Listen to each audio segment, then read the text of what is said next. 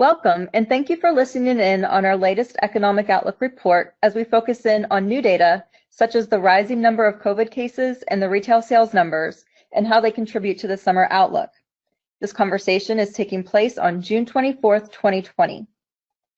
Leading today's discussion is Prevedere Chief Economist Andrew Duguay. In addition to the economic update, Andrew is going to share how companies can successfully move from recover to thrive through thoughtful scenario planning. Thank you, Andrew, for joining us. Thank you, Chrissy, and looking forward to today's discussion with some additional topics. So let's dive into the news. And this is a chart you should all be familiar with. I share it most every week, and because it's still relevant, if COVID cases were declining and decaying like we wanted them to, or in reality, the way that they're decaying in Europe, we wouldn't be quite talking about this so much. We'd be focusing more on just the economic factors. What does reopening and recovery look like? However, the initial ingredient in order to recover is that we get rid of the coronavirus pandemic and its spread. And we have not successfully done that. New cases have risen in many different states. And what we're seeing is that the latest data is not too rosy. Yesterday, so June 23rd, was the fourth worst day for the number of new coronavirus cases in the United States. And this was actually the most new cases in a single day since April 26th, that little peak you see there in the blue line, which was the record number of cases. You see worldwide that coronavirus is still spreading, and this is happening a lot in emerging markets. And what we've seen in developing economies, so from Asia to Europe, is that we had a peak in cases, some very strict shutdown efforts, and then the number of cases declined. In the United States, we might have presumably jumped the gun on reopening the economy, and cases are increasing in many states. And this could be alarming because many of our projections and expectations of economy that is going to be slowly recovering in the second half of the year depend on the fact that businesses are reopening. So what does this mean for our outlook? We expect a lot of volatility in the coming months, and this is going to be compared to what seems to be a lot of good news coming out of the economic sphere. When it comes to data releases, we're seeing a lot of positive economic numbers lately that might give us some inclination that the worst is over and better days are ahead. However, I don't think it's that simple, and we should be considering that it's going to be a summer of volatility in the United States, and the fact that we're seeing some increases in the coronavirus cases is going to be very much an important part of that expectation. So the uncertainty is still wide, and unfortunately, as an economist, I try to bring some level of certainty to us, and that's why we're dialoguing here today. But there's still a lot of downside risk, and this is very much tied to the number of new cases, which over the last few weeks have been increasing. So let's take a look at that again. And this is a map showing you where cases are increasing in the orange and red versus decreasing in blue. And there's a lot less blue than even last week when I showed this chart. To put this in numbers, 27 states are seeing over increases in the number of cases, while 14 states are just seeing some stability. Only 12 states out of our 50 states are in the District of Columbia are actually seeing some decline. So this is in stark contrast to the fact that every state has plans of reopening or has made very forward measures on the reopening effort. Are we going to have to retract that? Are we going to have to start closing borders again, in mandating quarantine, closing businesses? What is that going to mean for the economy? A lot of challenges here. And then just recently, Connecticut, New York, and New Jersey have declared that if anybody crosses their borders into their states from any state that has seen a rapid rise in new cases, and I think 9 different states make that list of infection rates that are above 10%, then they have to go into a quarantine. So we're starting to see some of those old rules that we thought we were done with start to come back for different states trying to protect themselves. Since this is largely not a national level thing, right? this is largely left up to states for how they handle the crisis, and which might be an appropriate response given how vast the United States is, and some states might have a bigger problem than others. However, once you start to see states moving more towards the protective measures, that restricts economic freedom, and what that means is that we could be seeing that some of the positive numbers that we were starting to see in May as businesses are opening up and starting to extrapolate into June might start to reverse again, and that can be challenging given the fact that we still have over 20 million continued jobless claims in the United States. We're far from over. So that's a little bit of levity to show you as we go into our next topic, which is what is up with all of that positive economic news we're hearing about recently. And to top that off is, we have to talk about the fact that the retail sales number was headline very strong, right? This is the advanced retail sales from the Census Bureau. This is a measure of May, and this caught people off by surprise. And what the headlines said was that there's a 17.7% jump, biggest monthly jump ever, right, in the US as consumers were going back and spending. Stock market loved it. The numbers shown there in the chart obviously show something that's abnormally strong. However, we need to take this into context, right? What happened in May could have multiple things. So one is that you're recovering from a very weak April. So I'm going to show you a little bit about how you should look at data when there is a lot of volatility. Moving averages come in very handy if you can smooth out some month-to-month volatility using moving averages. The other thing we have to consider is that we talked previously about the record jump in incomes in April, largely due to the combination of stimulus checks plus the fact that the unemployment benefits were expanded by the federal government and resulting in 40 to 50% of people who lost their jobs actually getting more income than before they lost their jobs, which is very, obviously generous. However, that could in many ways create a little bit of a spending surge, right? If you have all this extra income and a lot of extra time on your hands, you might spend some of that. And so what we saw is that the May number did jump. So is this good? Is this actually as positive as it might seem? Well, let's take a different perspective. The headline number for the May retail sales saying 17.7% jump is on a period over period, percent change, seasonally adjusted annual rate. That's not the way I like to look at the numbers. Traditionally, for anyone who knows Prevedere, we like to look on a year over year basis. And this gives us some context, right? Is this actually better than anything or just better than a very bad April? So let's look at the same data set on a year over year basis. And what we see is that on a year over year basis, retail sales in May are still down. They're down 6.1%. And this is the second worst number on a year over year basis, really since the last recession.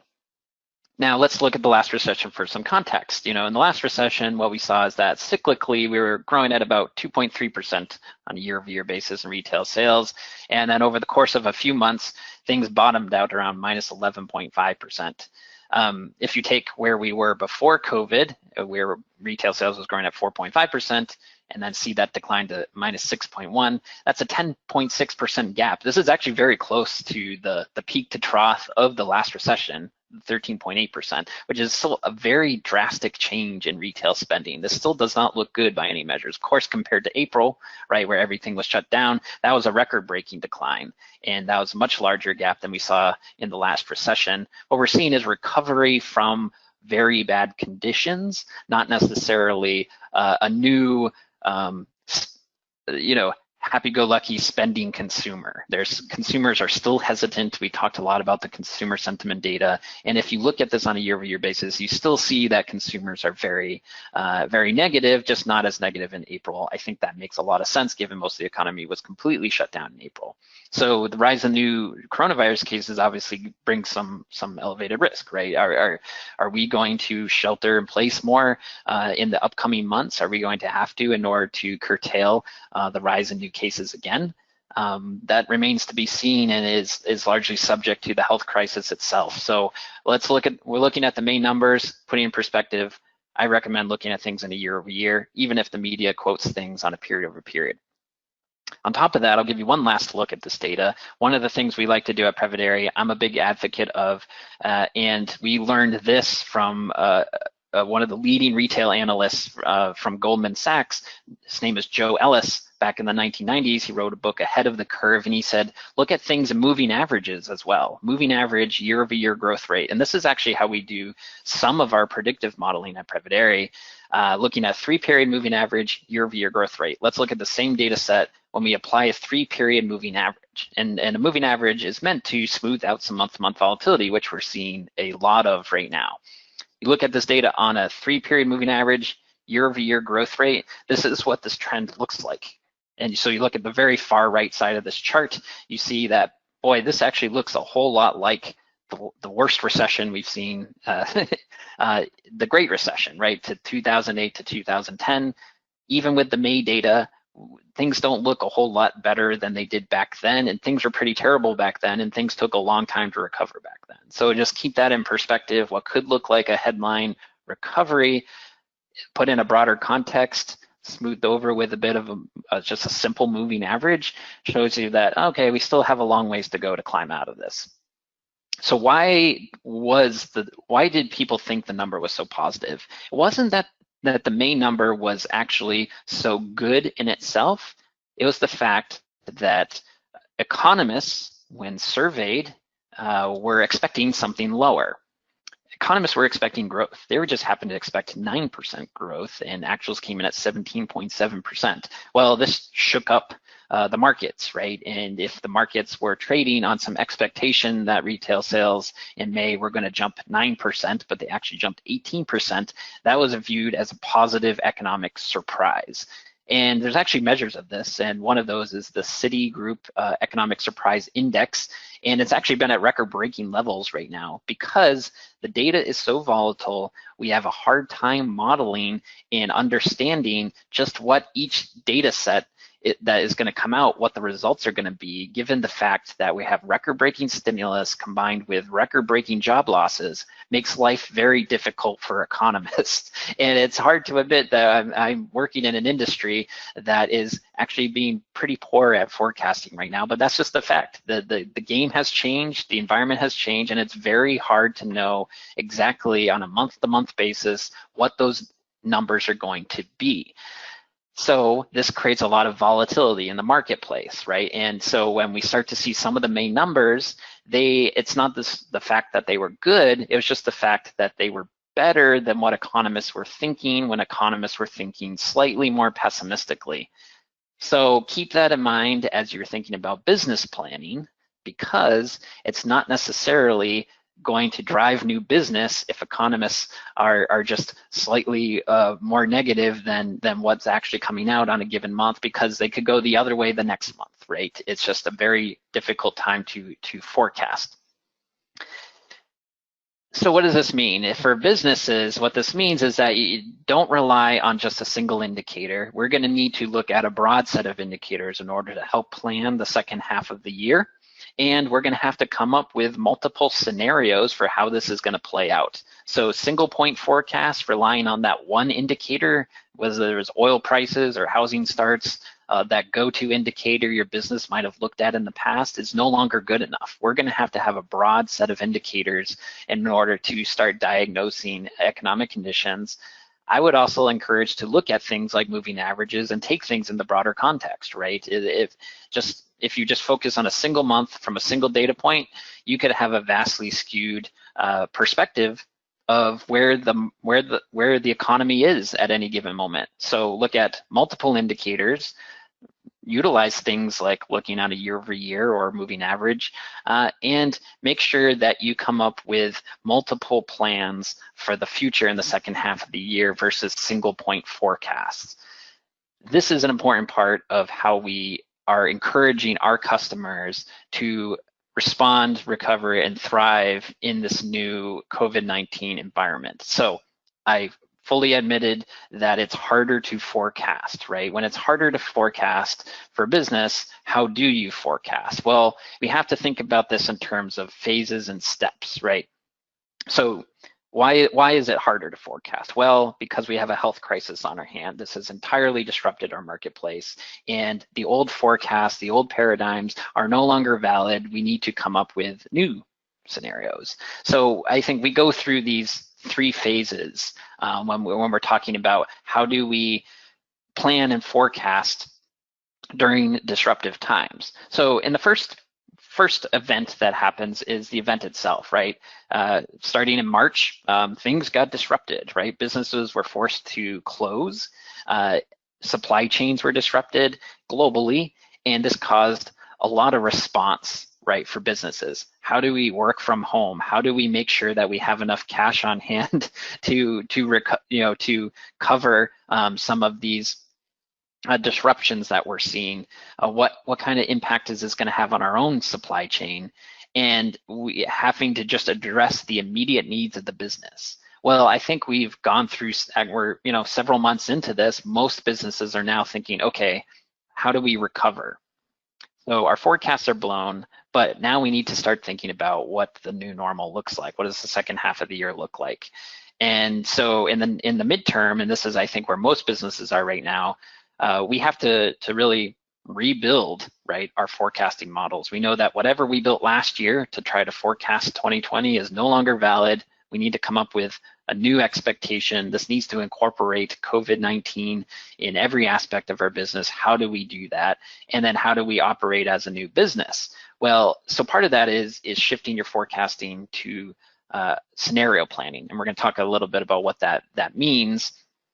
But what it really means is essentially no longer a single point forecast, but we need to come up with realistic scenarios and think about an optimistic and a pessimistic, and then start to forge what the business looks like, what performance looks like in every aspect of the business given those different scenarios, so that you actually can adapt if conditions start to get worse or get better.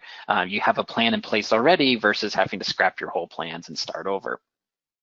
And then from a business standpoint, this means you need to adapt to this new environment. That could mean changing your pricing strategy, your promotions. There's a new buyer out there, right? And they look very different than the buyer from 6 months ago. And so adapting to where your customer is at, that's part of recover. But then how do you move from the midterm to the long term? And that's really the best businesses are going to get here quicker. And we call that environment thrive. It's really about institutionalizing all the things that you're putting in place today. How do we make this repeatable? And part of that on the forecasting and planning side is repeatability. So it's one thing to spend a lot of time and effort to build a plan that gives you a scenario for today, but during times of uncertainty, by definition, that plan is likely going to be wrong, right? Things are going to change. Our new case is going to go up, our new case is going to go down. So the ROI on any one of those forecasts and plans that you put together is really going to be how adaptable is that model I'm building to changing conditions. If I build something one time and it's a lot of time and effort, but it's static, it's only going to be as good as the actions I can make immediately from that plan. But if I have any sort of model or scenario that's built to adapt to new information, can incorporate new information and give you a new output, then it all of a sudden becomes repeatable. As new data comes out, as new facts come out, the government decides whether to extend stimulus or not, right? These things get fed into the overall scenario plan, and the scenario plan updates with relative ease, and you get a new plan that the business can adapt to. So what we call thrive in the long term is really about saying, taking what you're doing today and say, how do we make this as repeatable as possible? So therefore it has long-term value for the company versus just immediate term. And I think this is going to help the business to adapt, because during business cycle lows is often the most critical time for a company, not for most companies. Hopefully it's not just an act of survival, but it's actually an act of changing your company, right? During business cycle lows is when you can often lock in and find more critical talent and build up competitive edges versus your competitors, because while your competitors might be retrenching, if you're adapting to the new normal faster, this could be creating more market opportunities for you. And so there's a lot of business opportunity during a weak time in the business cycle, particularly. And so the best businesses will try to take advantage of that. Part of that is having adaptable planning, given the fact that there's so much uncertainty. And so a lot of that has to do with how you build your forecasts and scenarios so that they can be repeatable. So effective plans in planning, a three-step approach really.